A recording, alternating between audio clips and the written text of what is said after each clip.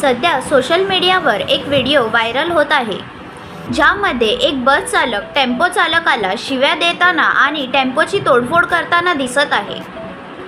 या प्रसंगाला सुरुवात एका किरकोळ कारणावरून झाली होती, ज्यामध्ये बस चालकाने "माझं नाव सूरज पाटील आहे, जा कुठल्या चौकीत जायचं आहे तिथे जा, मी कोणाला घाबरत नाही" असं म्हणत सूरज पाटील नावाच्या या इसमाने एका टेम्पोची तोडफोड केली।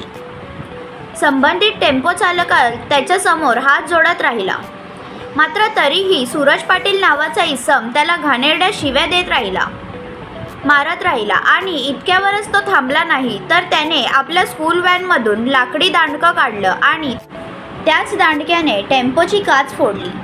पुढे पोलिसांपर्यंत हा व्हिडिओ पोहोचताच पोलिसांनी काही तासातच सूरज पाटीलवर कारवाई करत टेम्पो चालकाला त्याच्या नुकसानीची भरपाई करून देत सूरज पाटील याला धडा शिकवला।